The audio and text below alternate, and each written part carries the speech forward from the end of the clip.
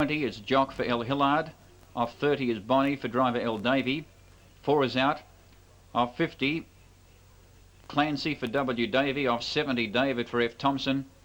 And off 100 metres is El Robin for G. Martin. Interesting race. It's the first time we've seen a donkey trot here at Moonee Valley.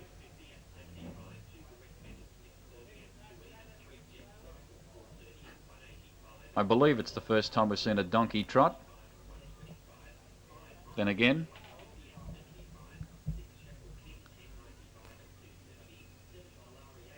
now the drivers bringing their charges up,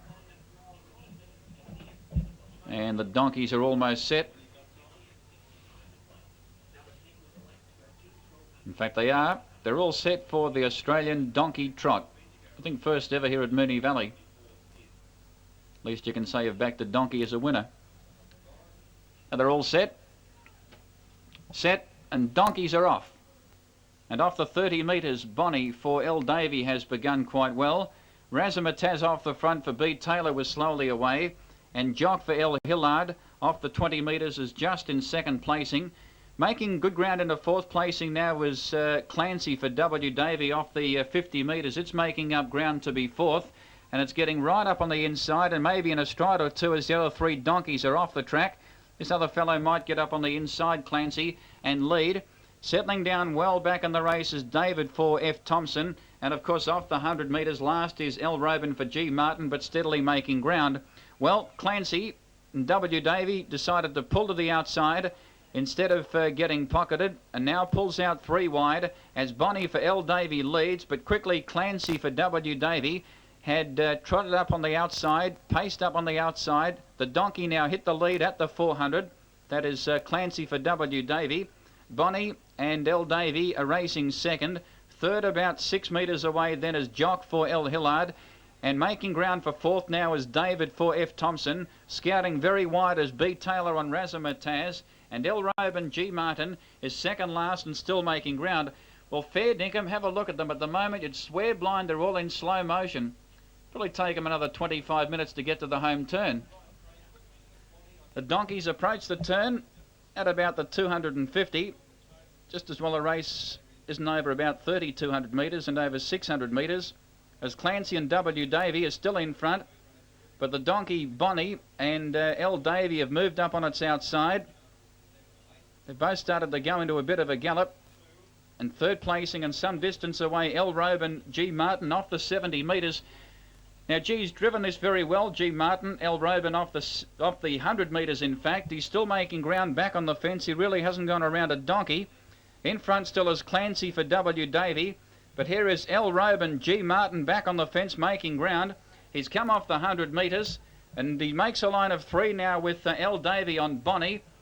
And the Australian donkey trot about to be decided now, because El Robin G. Martin have come off the 100 metres.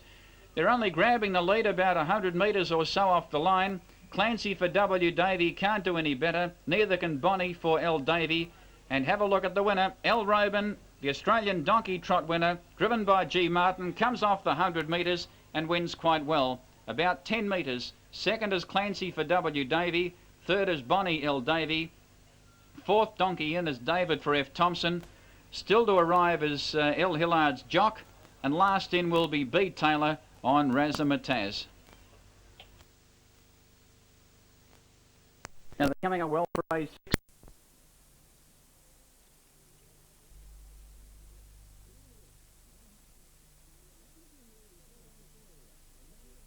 Doctor, specialist doctor, let's say an ear, nose and throat specialist doctor, to get advice about a prominent nasal area, problem area on his facial region. Ordinary patient, ordinary bearded patient, let's, for the sake of anonymity, call him Mr. Television. Doctor advises Mr. Television that he should have a simple nasal operation. That's right, a nose operation. Operation on the nose, the nasal area. All right so far. But do you think this doctor, this so-called man of medicine, this medical practitioner, do you think at any time he tells the poor, innocent patient about the side effects of the operation? The simple side effects, like, for example, that after the operation he's going to have to wear bandages on his nose for 6 weeks? Quite big prominent bandages on the old proboscis that highlight the fact that Mr. Television has had a nose job for bloody weeks. Everyone's staring at your hooter with jokes like you had to have the nose job so you couldn't smell your own show, and why didn't you go to the Bob Hawks and get it done for free? Very funny. 6 long weeks. What happened to medical responsibility? Whatever happened to the hypocritical oath? Shame, nasal practitioner's shame. I don't hunch. That's noses.